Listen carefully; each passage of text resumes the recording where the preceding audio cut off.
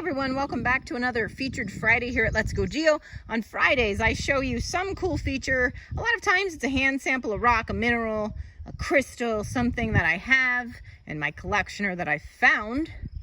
And we play a fun game of you try to guess what it is, just from the visual view. But I also throw in a few, just random in the field features. And today, this is my feature. So check this out. It's kind of like just looks like a cool artwork here, huh? I'll spin it around here. Okay, I think you know what you're looking at because at the beginning I had some footage where I was back. But as you see, we are in some pretty clay-rich material. And this is following after a lot of material just moved down through here, so you get debris, water, and mud, and plant matter and stuff, and kind of flash floods, mudslide scenarios.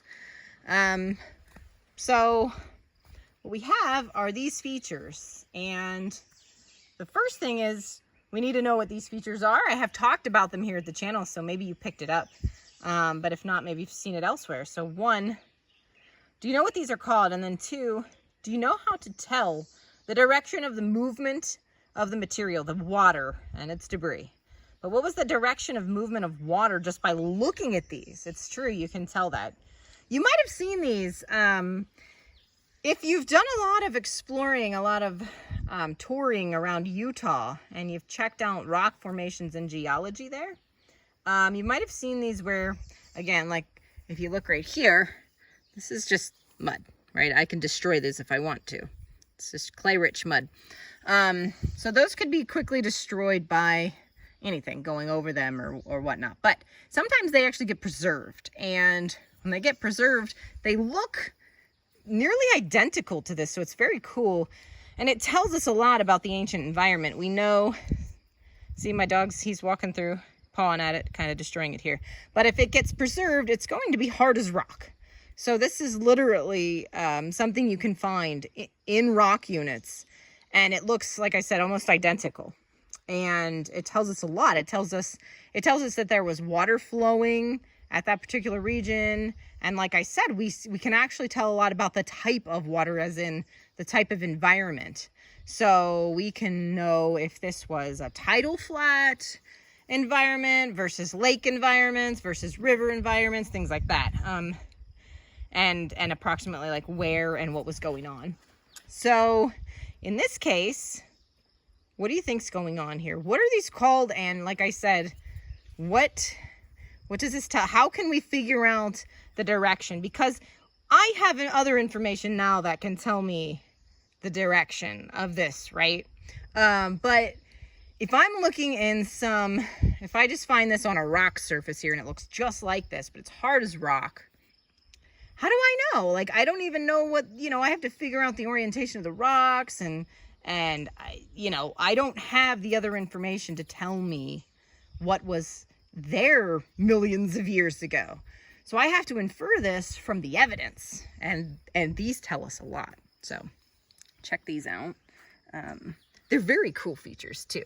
So mud is just fun. I mean, kids know mud's fun, but mud's fun to play in, especially when it's clay rich like this. And it's clays and sands here, but it leaves us a lot of cool clues. So these aren't the only clues. Sometimes you also get other ones that I have showed here, and they'll be like just kind of shapes like this, right? So kind of hexagonal, pentagonal, whatever. They're not always perfect, but they kind of tend that way, right? And those are mud cracks, right? And even those can get preserved. So you can get a rock surface that's preserved and literally looks like this. And those are mud cracks, which we would have had some here if we were here before this happened, because it dries it up and then it cracks, and it just by nature of physics, it goes into these types of shapes. So we get stuff like that. And I did a whole thing on sedimentary rocks in another video. I think I talked about cool features you find in sedimentary rocks. I'll do more of that, but if you haven't seen that, check that out if you're curious. But these are actually, I think I talked about these in that video too. So yeah, so drop your guess. It's been a little while. Hopefully you've dropped your guess. What are these called? And what's the direction of flow here? Was the water flowing this way, that way, this way? Where? How do we know, right? So you see these little grooves. We have these bumps that it created here. And then, now, what I do on these Featured Fridays is I kind of give you a little time to think about it. And I talk about it, and then I reveal. So now I'll kind of reveal what it is. So these are called ripple marks, rightfully named. Kind of an easier named item because they definitely look rippled, right? Kind of like waves almost, like ripply, okay? And they're formed from the water flowing across, over them, over the mud that was here already. And so now let's look at the shape of these. What's a really good, okay, let's just hone in on this particular section here, right?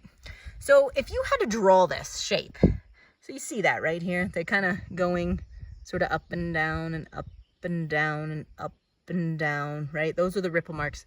If you had to draw the shape of one of these ripple marks, like picture in your mind, sometimes drawing is really helpful because how would you draw this, right? So you would kind of draw this for a while, and then you would what? Oh, that's a little quicker over there. So that's telling us something about the shape of these ripple marks because they're not symmetrical. It doesn't just like come up on this side and go down on this side, right? That's not what's happening here. It's a broad plane on this side that then drops sharply on this side, right? And that's the shape that tells us the water was flowing this way. That's the direction of water flow there. So if we found these and we didn't know what was going on here with a river, we could literally infer the direction of the river flow here. We could infer that it went this way across these ripple marks. And that becomes interesting because then we know the direction that the river was flowing from many, many millions of years ago. And you might be able to infer some other information about the environment from that. So that's why ripple marks are so cool. Aside from just looking cool and being really fun to play in, they tell us a lot of information. And that's kind of how geoscientists can come up with so much information about past environments, because I know a lot of people think, how could we possibly know that? Like, where did they come up with that? That seems a little much. But it's possible. See? Little things like this. And what's cool is when you can see it in modern environments, then you have something to check it against, right? Because I know for sure that the water was flowing that direction and went down all the way to a river. This is where it came from in the wash, and it flows all the way down through here. I know because I was here to watch it happen. So I know the water was going in this direction. So it just confirms what we already know. So there you go, ripple marks. Stay tuned because I'll be doing lots more Featured Fridays, lots of fun things here every Friday that you can just get a quick overview of a feature, and I'll talk in more details about all these things. If you want to learn about different rocks, minerals, crystals, all things geo, we'll talk about lots of different topics here: rivers, dams, climate, go down the line. We'll be talking about it here eventually. So just check out, I have a few playlists for locations or topic specific items. Check those out. If you're not already a sub, join us here on the next adventure at Let's Go Geo.